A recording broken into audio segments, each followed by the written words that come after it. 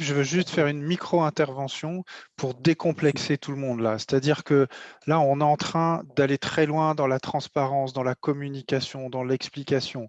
À partir de l'expérience qu'on a, qui est bien sûr pas encore énorme, mais oh, ça y est, ça tourne, quoi. On commence à en faire.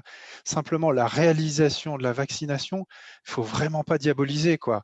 Hein, donc, je vous dis comment on fait. Évidemment, c'est pas superposable en ville ou dans d'autres structures, mais on remet un auto-questionnaire à un patient pour voir s'il a des contre-indications ou des précautions d'emploi qui nous disent s'il est sous anticoagulant pour qu'on adapte le geste, qui nous disent qu'on vérifie qu'il n'est pas contact Covid récent ou qu'il n'a pas des signes de Covid ou une allergie sévère, une anaphylaxie documentée. Donc c'est ça.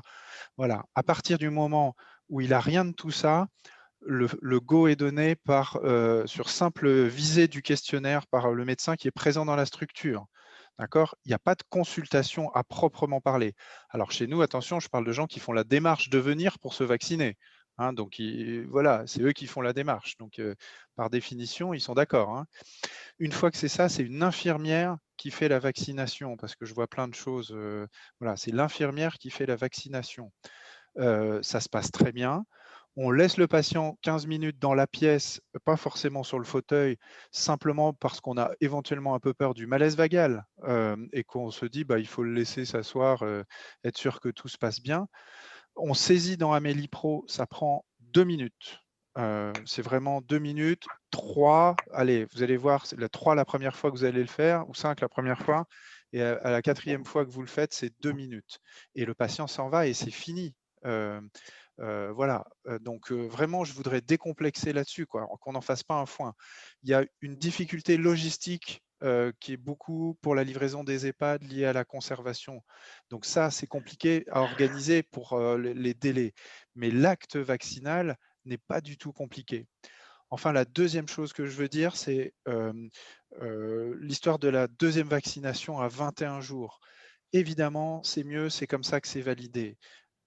Mais les Anglais, ils ont déjà fait le choix de ne pas se poser la question du J21 et d'y aller, de vacciner. Et s'ils peuvent, ils font le J21. Mais s'ils ne peuvent pas, bah, c'est déjà un J1 qui est fait. Donc, je ne suis pas du tout en train de changer la politique vaccinale et de dire qu'il ne faut pas le faire. Je veux juste qu'on ne se mette pas d'obstacles. Il y en a assez comme ça, qu'on ne se mette pas d'obstacles là où il n'y en a pas besoin. Quoi. Donc, vraiment, soyons simples. Quoi. Je crois que tu as raison, puisque ce qu'on observe là d'une façon générale, c'est une idée de simplification. Hein. On est vraiment dans cette direction-là. Alors, il y a une question qui revient souvent sur les allergies, sur les urticaires, sur effectivement la situation, si je reprends, je dirais chronologiquement par rapport aux interventions, il y a quelque chose de pas clair à l'heure actuelle sur la contre-indication avec l'allergie.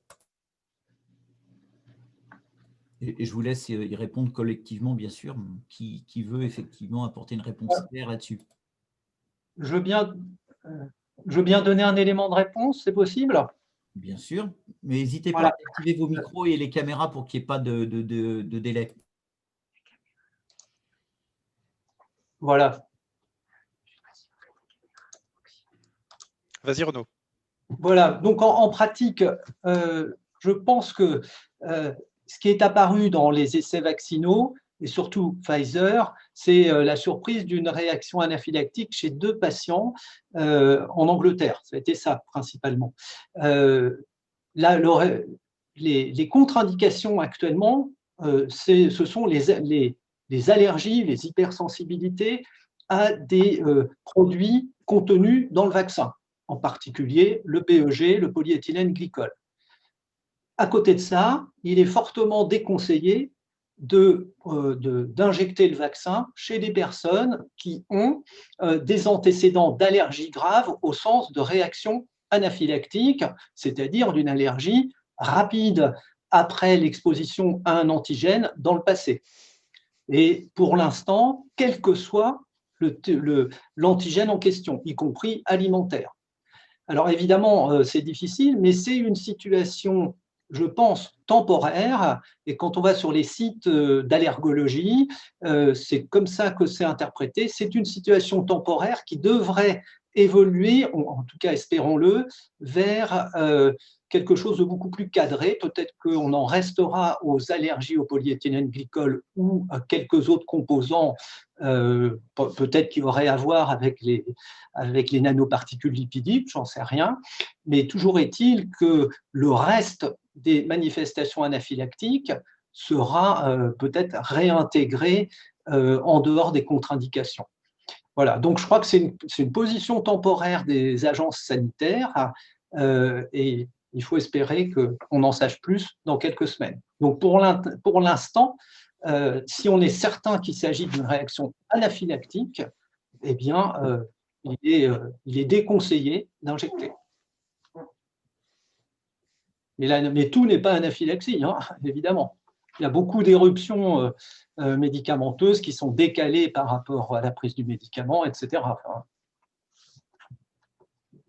je ne précise pas plus.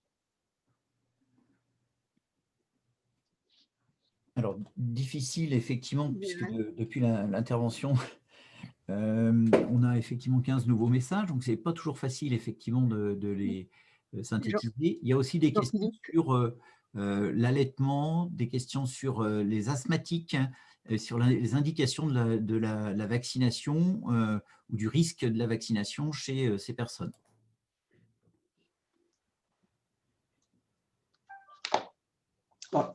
Je peux continuer, mais peut-être que Manuel Etienne prolongera. Attendez, j'ai perdu la deuxième. Il y avait les asthmatiques, pas particulièrement, à moins qu'on ait un antigène identifié qui pose problème. Donc ça, je crois qu'il n'y a pas de problème particulier. Et je crois avoir perdu la première question. Il y avait l'allaitement, oui. Grossesse et allaitement, excusez-moi, c'est tout simplement fortement déconseillé puisqu'il n'y a pas de données particulières. Ce n'est pas qu'il y ait un risque qui soit particulièrement à craindre, mais tout simplement, les études ont éliminé ce type de patients dans les inclusions. Donc, c'est simple, on n'a pas de données suffisantes.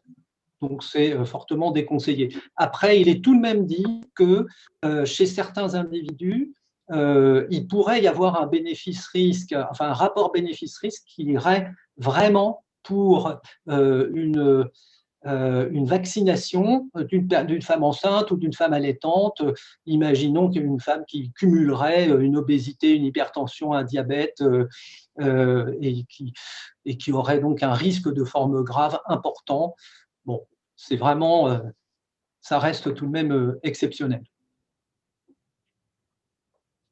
Une question intéressante, comment expliquer la réaction locale à 80% avec des vaccins non infectieux? Alors, sincèrement, c'est très simple, hein. C'est la réaction immunologique. Hein. C'est le même principe que n'importe quel le vaccin. Il va y avoir une réaction inflammatoire immune à la présence de l'antigène. Et voilà, qui donne les rougeurs, les réactions locales et parfois des petites réactions systémiques. Ça n'est pas une infection, c'est simplement une réaction immune. Et moi, j'ai toujours coutume d'enseigner, de dire aux étudiants, c'est ce qu'on veut finalement. C'est plutôt bon signe. Et maintenant, même, bon, alors pour celui-là, ce n'est pas encore démontré, mais pour certains vaccins, la présence d'une réaction est corrélée au niveau de protection. Donc, cette douleur ou cette réaction au site d'injection, oui, d'ailleurs, cette douleur au site d'injection, ce n'est pas un problème, c'est même souhaitable, c'est le signe de la réponse immune à la vaccination. Alors, il y a des questions, je dirais, très personnelles beaucoup de médecins qui finalement voudraient se faire vacciner. Notamment, par exemple, il y a une question, confirmez-vous que les soignants ou autres personnels peuvent se faire vacciner sans visite de médecin généraliste ou de médecine du travail? Sont-ils également comptés dans les besoins à hauteur d'un ratio de 75%?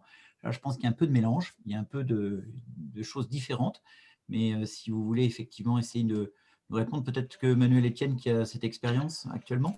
Oui, alors je vois François Caron qui veut prendre la parole. Je pense spécifiquement pour ça. Mais qui peut parler, bien sûr.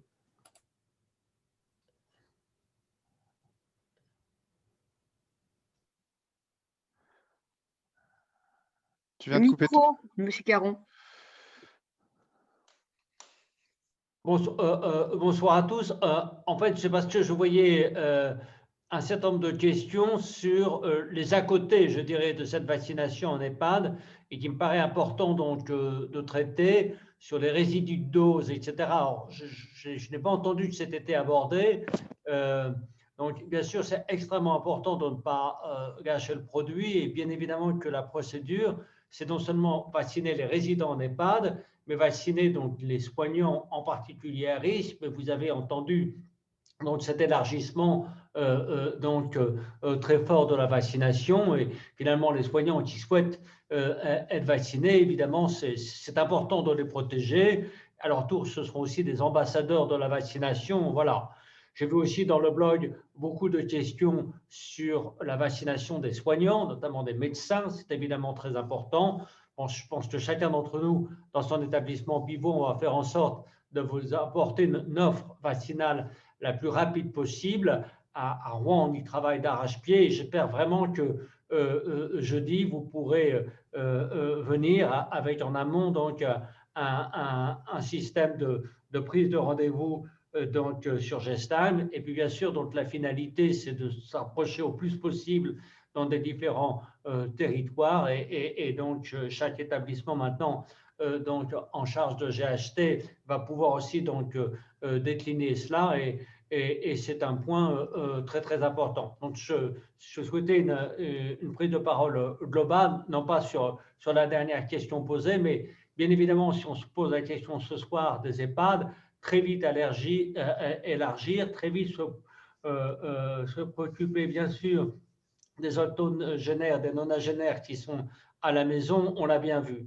Monsieur Cottrell, vous n'avez pas apporté, me semble-t-il, beaucoup de précisions sur l'élément qui a émergé cet après-midi dans d'autres conférences téléphoniques, c'est-à-dire que le fameux flux B, celui qui abonde nos établissements de santé, pourra servir à un approvisionnement d'EHPAD qui éventuellement serait prêt d'ores et déjà à réaliser la vaccination, de sorte que cela donne un peu de mou par rapport aux problématiques là que soulignait Antoine Leveneur, c'est-à-dire ce calendrier ramassé et variable par département pour faire en sorte que le défi peut-être de mise en œuvre soit un peu allégé et par ailleurs donc pour permettre aussi peut-être une première opération sur cette approximation pour ensuite donc affiner en fonction des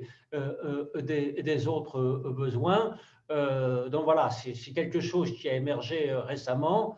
Donc ça sera les EHPAD qui feront la demande ou pas donc aux établissements pivots si elles le souhaitent, si elles se sentent donc en situation de le faire. C'est aussi une façon d'avancer le calendrier, parce qu'on a vu quand même qu'il est étalé sur les différents départements. Il va au-delà de la mi-janvier pour une partie de notre Normandie, la Seine-Maritime en l'occurrence notamment, et ce qui permet donc plus évidemment de réactivité.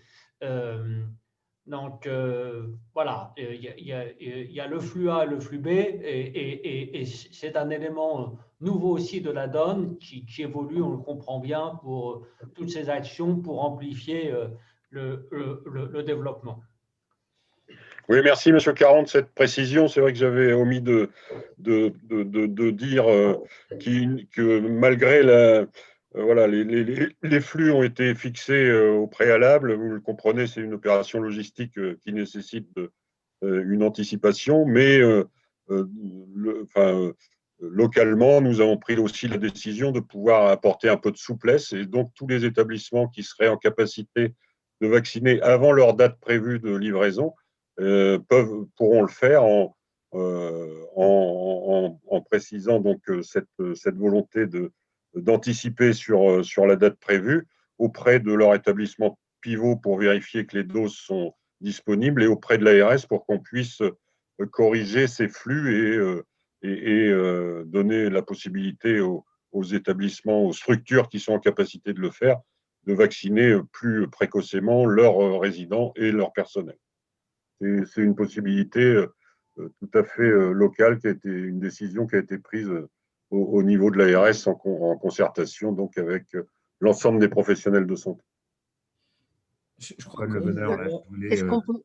je voulais juste préciser que effectivement, il y a des établissements EHPAD qui pourront peut-être démarrer plus tôt en s'approvisionnant auprès des hôpitaux qui sont pourvus de dotation aujourd'hui. Mais je voulais quand même préciser qu'il y a, puisqu'on travaille pas mal avec les EHPAD de la région Normandie actuellement et les médecins coordinateurs, qu'il y a des EHPAD qui ne formulent pas de besoin de renfort de médecins et d'infirmières pour aller vacciner. Il y en a à peu près une centaine en Normandie qu'on a identifiées qui disent « nous, on a besoin de personnes pour vacciner nos pensionnaires » en quelque sorte.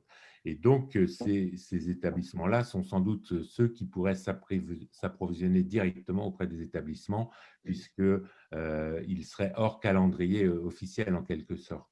La deuxième chose que je voulais dire, c'est que ce sera un peu du travail cousu main suivant les territoires. On a donc des EHPAD qui n'ont pas besoin de renfort de libéraux pour vacciner. La majorité, finalement, auront quand même besoin de renfort. Et à partir de là, ce n'est pas toujours évident de dire, de calibrer la volumétrie du renfort en fonction des besoins de l'EHPAD. Donc, nous, URML, on fournira aux médecins libéraux les EHPAD qui ont besoin de renfort et on leur dira ce sera tel jour qu'il faudra y aller puisque la livraison aura eu lieu la veille, par exemple. Voilà ce que je voulais dire. Et puis, peut-être dire que j'ai vu passer ça aussi. Il est évident que dans le département de la Manche ou de la Seine-Maritime, par exemple, qui vont être livrés des vendredis ou samedis, nous, on serait assez partisans pour pouvoir aller vacciner le dimanche ou le samedi dans la journée.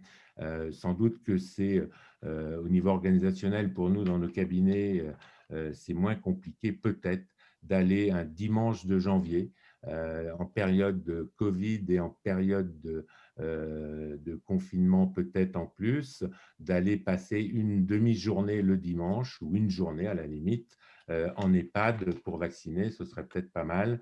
Et en tout cas, on est un certain nombre à penser qu'il faudra le faire de toute façon. Puis peut-être dernier point pour les libéraux concernant la vaccination en EHPAD, de ma part en tout cas. Vous savez que l'assurance maladie a valorisé des forfaits à la vacation d'une demi-journée à hauteur de 420 € la demi-journée, plus 5,40 € pour l'inscription, j'allais dire, du dossier du patient sur le site Amélie Pro. Donc voilà, je voulais que tout le monde ait bien ces notions-là. C'est-à-dire que ce n'est pas complètement neutre puisque si on fait une demi-journée en EHPAD, on a au moins 500 € de valorisé en termes de forfait. Est-ce que je voudrais, Corinne Leroy, bonsoir. Je voudrais juste apporter des précisions parce que comme j'ai vu qu'il y avait pas mal de questions sur les médecins qui souhaitaient se faire vacciner, parce qu'il y a les établissements pivots qui sont effectivement ceux que l'on vous a présentés, mais il y a aussi d'autres établissements de santé qui ont proposé de mettre en place des séances de vaccination dans leurs établissements pour qu'on crée un peu plus de proximité pour que vous puissiez vous faire vacciner. Je sais qu'aujourd'hui, on a vacciné à l'hôpital de Dieppe, il y a eu des vaccinations à l'hôpital du Havre, il y a eu des vaccinations qui ont été faites comme ça sur des sites un peu plus proches peut-être pour vous. Donc voilà, on va essayer de communiquer davantage sur ces sites pour que vous puissiez vous faire vacciner plus rapidement. Visiblement, l'hôpital d'Alençon aussi, j'ai vu dans le fil de discussion, va effectivement ouvrir sa vaccination dès demain. Ils ouvrent la consultation dès demain et donc il y a des prises de rendez-vous. Alors ça, je peux peut-être essayer, je vais te passer Jean-Philippe, on a les numéros de téléphone à appeler pour prendre des rendez-vous sur les 5 sites. Alors c'est où des numéros de téléphone ou des prises de rendez-vous sur Internet? On va essayer de passer ça dans le fil de discussion. Okay. Il y a aussi beaucoup de questions sur les ICPS, sur le fait que les internes puissent ou pas effectivement travailler, que les remplaçants puissent travailler et un certain nombre de personnes qui font effectivement état de difficultés pour créer leur ICPS. C'est un peu différent, mais peut-être que… Merci, Monsieur Lanchon. Donc, en effet, je suivais comme vous les différentes questions qui concernent plus particulièrement l'assurance maladie. Alors, on ne pourra pas évidemment répondre à toutes les questions individuelles. Je rappelle ce que je disais tout à l'heure, hein, n'hésitez surtout pas à l'issue de cette visioconférence à reprendre la tâche du conseiller informatique service ou du délégué assurance maladie avec qui vous êtes habituellement en contact. Alors là, je parle surtout pour les médecins libéraux, pour qu'on puisse vous accompagner si vous rencontrez la moindre difficulté. Et peut-être rappeler d'une manière générale que le téléservice est accessible soit par le site Amélie Pro, donc là, ça va concerner les médecins libéraux, soit par l'adresse URL qu'évoquait tout à l'heure Corinne Alvado, et avec la ICPS, on peut à ce moment-là se connecter sur le téléservice. Et notamment, ça répond à la question des médecins remplaçants qui n'ont pas accès à Amélie Pro, mais qui pourront accéder au téléservice par ce biais-là. Donc, alors, n'hésitez pas pour les personnes de l'assurance maladie qui m'accompagnent de venir en complément de ce que j'évoque ici. Peut-être que j'en profite, même si j'ai vu qu'un certain nombre de participants avaient déjà répondu et merci sur les questions pour les médecins libéraux, sur les questions relatives aux cotations des actes. Donc, tout est indiqué en effet sur les liens que vous ont indiqués les autres participants. Et encore une fois, vous retrouvez toutes ces informations là aussi sur le site Amélie. Et encore une fois, s'il y a besoin, n'hésitez pas à vous rapprocher des interlocuteurs habituels de l'assurance maladie qui pourront vous repréciser tous ces éléments. Concernant la possibilité pour les remplaçants, donc je reprécise qu'il y a des dérogations qui ont été prises dans le cadre de l'état d'urgence sanitaire, et notamment une dérogation qui permet à un médecin remplaçant d'exercer en même temps que le titulaire. Donc ça, c'est pour précision par rapport à cette question-là. Ensuite, je me tourne vers les collègues par rapport aux questions qu'on a vues. Corinne a préparé des réponses à pas mal de questions, Arnaud. On peut peut-être donner la parole, Corinne. Oui, eh bien, allez-y, Corinne. Oui, Malika, tu pouvais… Oui, mais bon, pas de souci. On peut faire un duo. J'ai vu que tu avais déjà centralisé les questions. Juste une légère précision. Il y a un certain nombre de gens qui ont vu défiler les liens que vous avez passés concernant justement les tutos. Il suffit de cliquer sur le lien pour effectivement ouvrir une fenêtre sur votre ordinateur que vous pourrez consulter dans un deuxième temps. C'est parce que tout le monde n'est pas très habitué avec le Zoom et surtout la discussion. Donc, désolé de vous avoir interrompu, allez-y. Non, c'était juste pour revenir effectivement donc, sur les remplaçants, j'ai vu aussi le médecin de l'éducation nationale. Normalement, si un médecin est inscrit à l'ordre et qu'il a un numéro RPPS, il doit pouvoir créer une ICPS pour accéder au téléservice vaccin Covid en passant par une authentification sur ce portail ProSanté Connect. Donc, normalement, voilà, il faut être inscrit à l'ordre et avoir un RPPS. Qu'est-ce qu'il y avait d'autre? Ah oui, sur plutôt les problèmes, les prérequis techniques, on va dire, pour accéder au téléservice dans les EHPAD. Alors, concrètement, il faut avoir un ordinateur, une connexion Internet, et puis éventuellement, effectivement, une imprimante pour pouvoir imprimer les justificatifs. Donc là, il faut donc, effectivement, si on n'a pas de lecteur de carte vitale, on pourra se connecter dans les EHPAD avec la ICPS. Donc, les médecins libéraux, qu'ils viennent avec leur CPS ou pas, à la limite, ont tout intérêt à créer leur ICPS pour, s'ils se déplacent dans les EHPAD, pour pouvoir accéder au téléservice, alors via l'URL vaccination-covid.amélie.fr, parce que pour l'instant, il n'est pas possible de se connecter au compte Amélie Pro avec une ICPS. Ce sont des évolutions à venir qui seront probablement deuxième semestre 2021, mais dans l'immédiat, l'accès au compte Amélie Pro ne se fait qu'avec la CPS. Donc, un médecin libéral qui a créé également sa ICPS, donc permet d'avoir plus de mobilité, en fait, va pouvoir se connecter au téléservice dans les EHPAD, sous réserve qu'on lui mette à disposition un poste avec une connexion Internet. Voilà, qu'est-ce qu'il y avait d'autre ? Bon, après, effectivement, si vous avez des difficultés pour vous connecter, il faut bien contacter le CIS de votre département. Je veux bien copier. Je veux bien mettre, je vais mettre dans le… Oui, pour le Calvados. Pour le Calvados. Sinon… Je me permets, pendant que Corinne, vous vérifiez les autres questions, les autres éléments de réponse, puisqu'il y a une question, je crois, qui a été reproduite à 2 reprises, pour l'accès aux téléservices pour des assurés non gérés par une caisse primaire d'assurance maladie.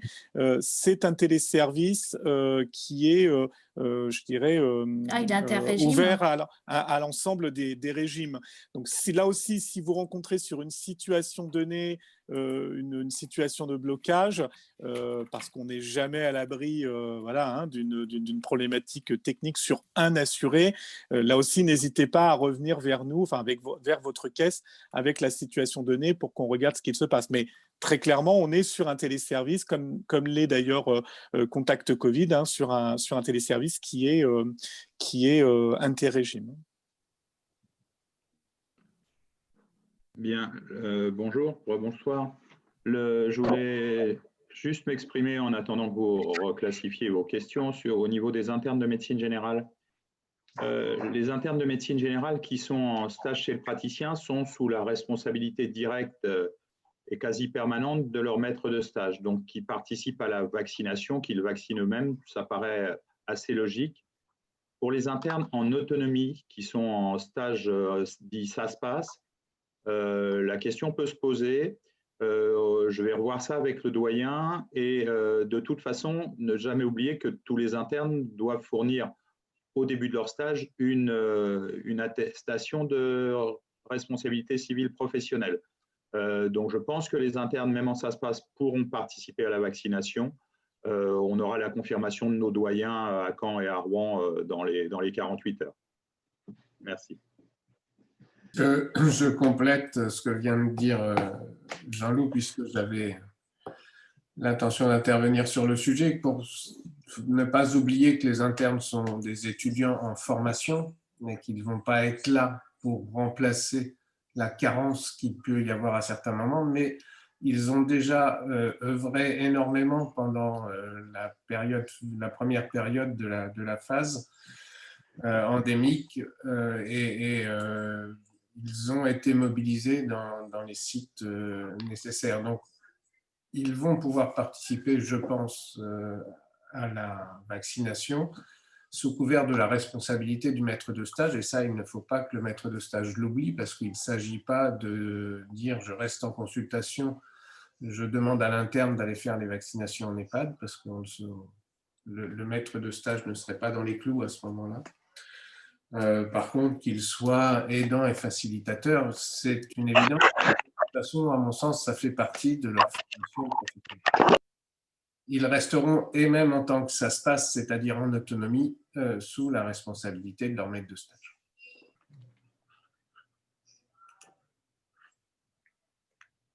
Plein de questions qui continuent, effectivement.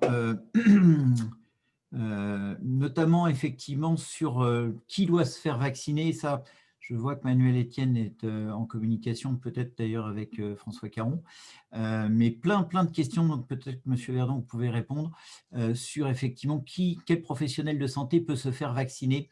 Est-ce qu'il faut avoir 50 ans? Est-ce qu'il faut avoir des comorbidités? Est-ce qu'il faut être médecin? Est-ce qu'il ne faut pas être médecin? Voilà, c'est une question qui se pose et qui visiblement n'ont pas eu de réponse. Bien sûr. Donc, en pratique, les professionnels de santé, et ça commence donc dans les hôpitaux, au moins, je vais parler en tout cas pour Caen de ce qui va être fait pour les libéraux, les professionnels de santé sont à vacciner à partir du moment où ils ont plus de 50 ans et ou, quel que soit l'âge, s'ils ont des comorbidités, que j'ai listées sur le chat tout à l'heure, qui sont des comorbidités qui sont assez proches de ce que tout le monde connaît, que je vais tout de même reciter, qui sont l'obésité avec un IMC supérieur à 30, BPCO et insuffisance respiratoire chronique, HTA compliqué, insuffisance cardiaque, les diabètes type 1 ou type 2, les cancers et maladies hématologiques actifs, la transplantation d'organes et les transplantations de cellules souches d'organes hématopoïétiques, et puis les trisomies 21. Donc ça, l'HAS a fait un premier focus sur ce groupe, et vous savez qu'il y a d'autres populations qui ont également un risque élevé de forme grave, mais considéré un peu moindre. Donc, au-dessus de 50 ans et en dessous de 50 ans avec ces critères. En plus des personnels soignants, il faut rajouter les pompiers, puisque ça c'est une annonce récente, et puis les personnels, enfin les auxiliaires de vie qui sont d'une certaine façon des personnels soignants, mais qui ne sont pas toujours considérés comme tels, et qui sont employés par des associations notamment que vous connaissez. Voilà, après, juste un mot pour ce qui se passe à Caen. On commence la vaccination demain chez les personnels soignants de l'hôpital, avec déjà un agenda qui est plein sur 3 postes de vaccination, donc toute la journée. Et puis, on espère qu'avant la fin de la semaine, on pourra donner exactement les dates et la procédure pour une prise de rendez-vous en ligne, par mail uniquement, pour les professionnels extérieurs. Voilà. Et ce sont les professionnels du même type que ceux dont je viens de parler. Voilà. Donc, certainement pour eux, à partir de lundi, c'est certain, peut-être même avant jeudi ou vendredi. Et bien sûr, ambulanciers et pharmaciens ne sont pas oubliés, puisque en fait, c'est des professionnels de santé au sens large, puisque même les prestataires, si j'ai bien compris, dans les EHPAD sont éventuellement concernés. Les prestataires, c'est des gens qui, par exemple, assurent la restauration ou un certain nombre de services. Tout à fait. Alors, il y a encore des questions sur les patients qui ont eu des immunosuppresseurs, qui feraient partie des personnes éligibles, mais un certain nombre de questions aussi sur les greffes, les gens qui seraient greffés. J'ai vu passer ça, peut-être qu'on peut revenir là-dessus. J'ai vu aussi que l'assurance maladie avait répondu en donnant des numéros, puisqu'il y avait le 676 qui avait l'air d'être un petit peu en dérangement. Et donc, remontez le fil de discussion, vous allez voir effectivement les coordonnées des conseillers informatiques. Alors, je pense que pour les immunosuppresseurs, je pense que ce sont des grandes lignes qui sont données par l'HAS. Vous avez vu tout de même qu'il y a on va dire, peut-être un certain rationnement dans les vaccins, donc je ne veux pas appeler à dépenser n'importe comment.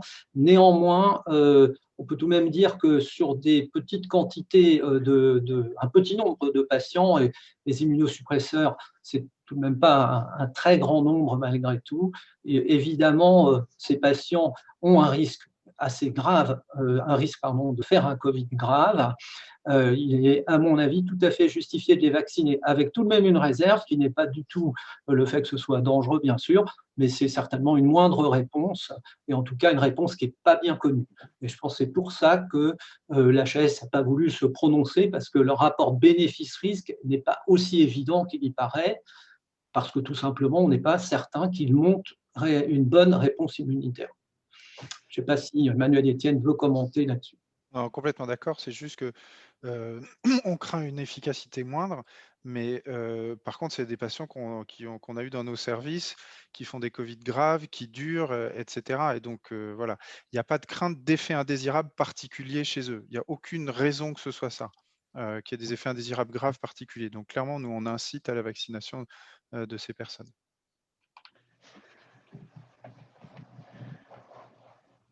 J'avais envie, parce que j'ai vu passer de très nombreuses questions en ce qui concerne… Alors, le but de la soirée, c'était effectivement la vaccination dans les EHPAD du SLD, enfin la phase 1. Évidemment, la tentation est forte de dériver, je dirais, sur les plus de 70 ans, voire des gens qui sont effectivement à domicile, très peu mobiles, et de voir comment on pourrait les vacciner. Est-ce que M. Leveneur ou Benoît Cottrel ou Corinne Leroy veulent effectivement essayer de donner des pistes? On n'en est pas encore, malheureusement, à pouvoir réaliser cette partie-là tout de suite. Et peut-être faudra-t-il refaire une réunion, j'en sais rien. Je crois que, Antoine Leveneur, là, je crois qu'il y a un moment où la phase 1 et la phase 2 vont se s'entremêler. On s'attend à ce que, par exemple, d'ici la fin janvier, les patients de plus de 65 ans qui ont des comorbidités, ainsi de suite, vont rentrer dans le circuit de la vaccination d'une façon ou d'une autre. C'est lié à l'accélération voulue au niveau national, et tant mieux. Et donc, tout dépendra aussi de la capacité à injecter des volumes de population quand même plus importants que ce dont on parle aujourd'hui.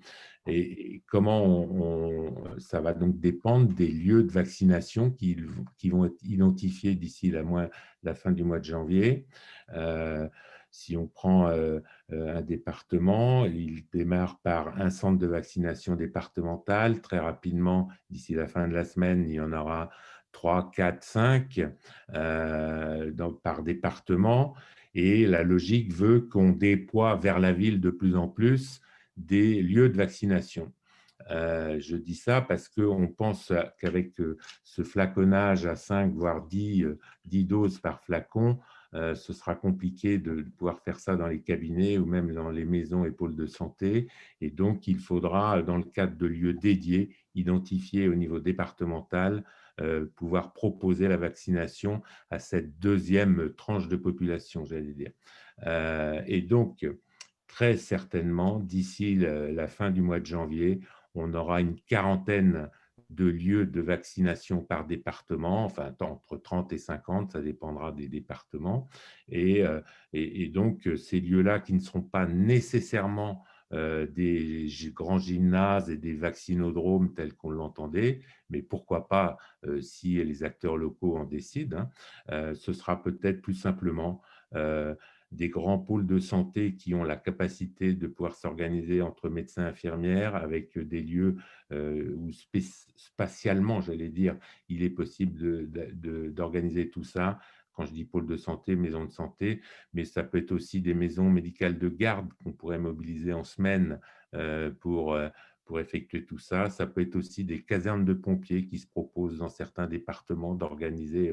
Et donc là, on voit bien qu'on aura besoin aussi du renfort des médecins et des infirmières libéraux pour aller vacciner. Ça va être encore une organisation sûrement complexe. En tout cas, tant qu'on n'a pas de monodose, je crois qu'on peut dire tous collectivement que ça va être très compliqué de pouvoir vacciner comme on le fait pour la grippe, par exemple.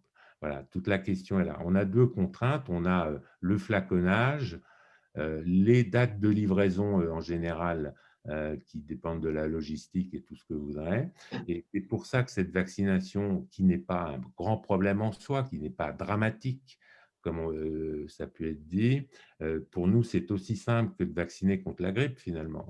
Ce n'est pas plus compliqué, c'est très basique. Ce qui rend la chose plus compliquée, c'est tout ce qui est la logistique liée au vaccin et à ses conditions de conservation et au flaconnage des doses. Voilà. C'est pour ça qu'on est un peu embêté au niveau organisationnel, mais sinon, rien n'est plus simple que de pousser un vaccin anti-Covid.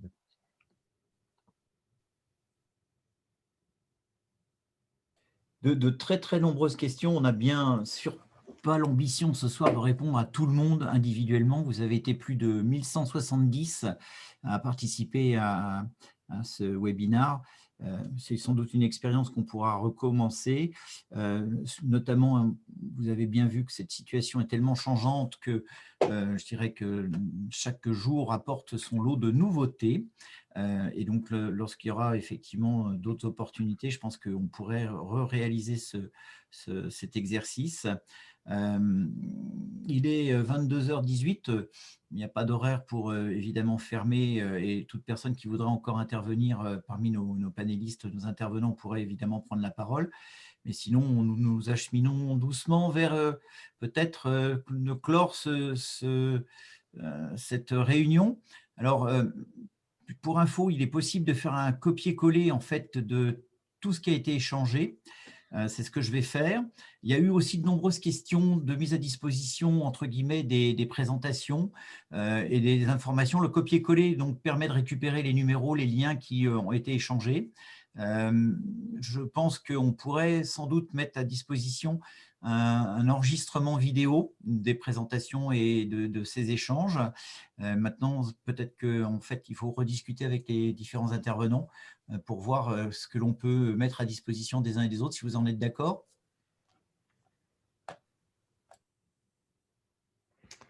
Au contraire, il faut le faire.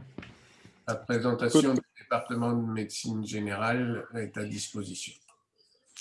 Côté assurance maladie, tous les supports qui ont été utilisés, voire même ceux qui avaient été envoyés, qui n'ont pas forcément été utilisés en séance, peuvent être communiqués, mis à la disposition de l'ensemble des participants.